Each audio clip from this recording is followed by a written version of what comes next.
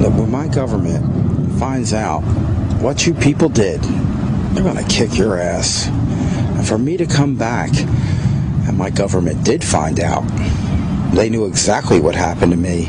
They know exactly what happened to my little baby boy. And they're covering up for political purposes. My name is Scott Loper. I'm going to tell you an incredible but true story. I'm an ex-police officer from New Jersey. I'm an American citizen. I was held and tortured in a Canadian prison. They locked me into a cage. They had a steam radiator, and they had a pipe tapped off of it, and they would shower me until my skin began to blister and peel. I was illegally held for 4 years and tortured into submission. I had surveillance evidence, hundreds and hundreds of hours of audio and video surveillance against Canadian police officers involved in narcotics dealing. They had a protected drug dealer in that townhouse, and working off of information obtained from their protected drug dealer, they busted bigger drug dealers, stole their drugs, and then had their protected drug dealers sell it for profit. In 2000, I moved into a townhome and discovered almost immediately that there were criminal activities being conducted next door. To my surprise, I found that those criminal activities were being conducted by the Durham Regional Police of Ontario, Canada, the drug squad in particular. The Toronto Star chief investigative reporter was ready to run a news story in August of 2006 because he had obtained all the facts. Of course, being in Canada, police corruption and the charges that I were making were nothing new by 2006.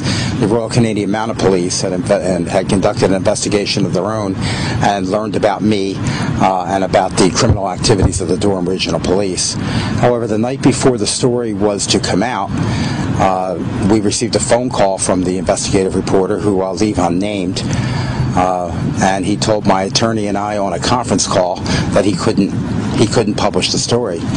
We begged him to. We said, "Why, Rob? Why can't you do that?" He said, "I have children. I can't." Our government knows of the events that I'm about to tell you.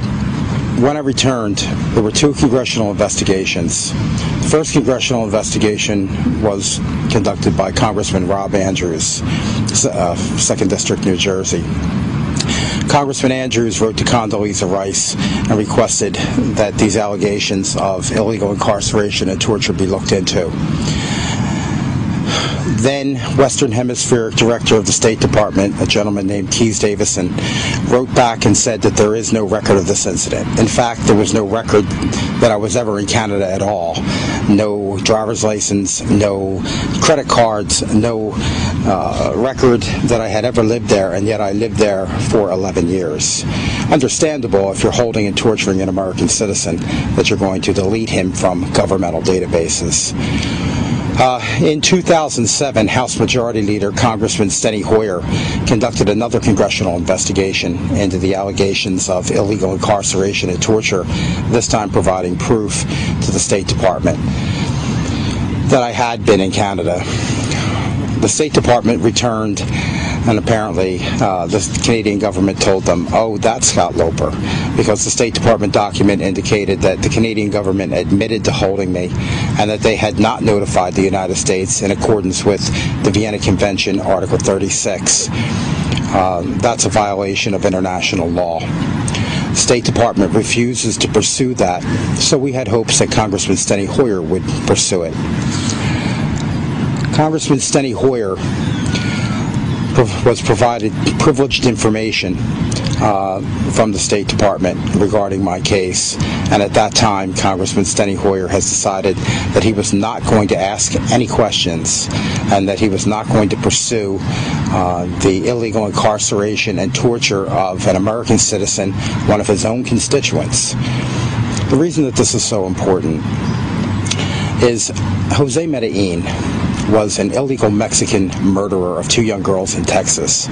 He received the personal support of President Bush because the United States had failed to notify Mexico of his incarceration. The president said, and I quote, "A perceived failure to comply with Article 36 of the Vienna Convention would do irreparable harm to the United States moral leadership in the world and put American citizens abroad at risk."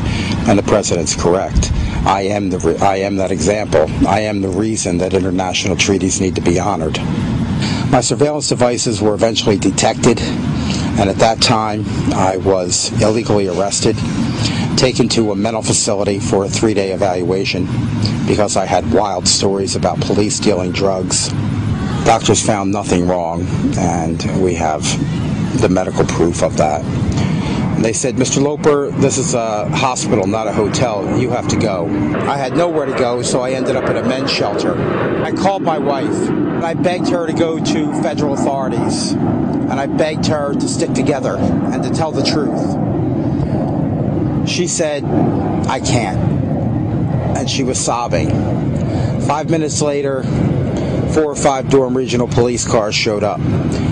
They handcuffed me, beat me, threw me into the back of a patrol car, and took me to the hellhole that they called the Whitby Jail.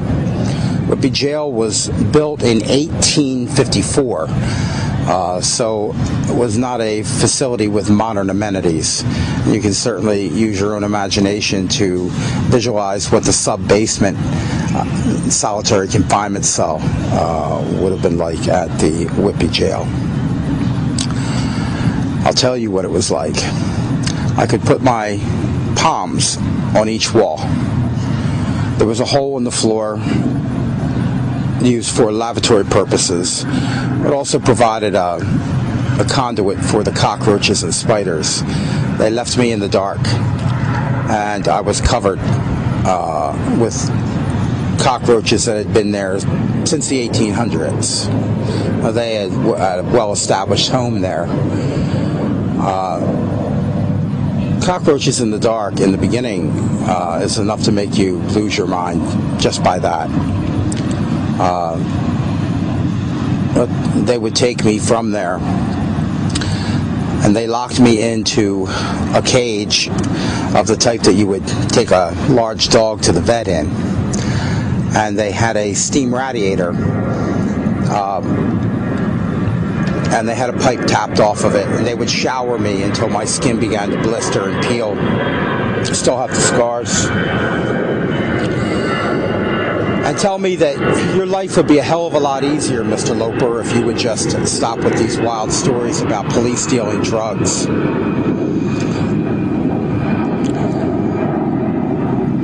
I told them to go to hell for a long time. I had nothing at all to hold on to except the fact that I was an American and that I represented America to these criminals, and that they had intimidated everyone involved in their criminal activities to shut them up.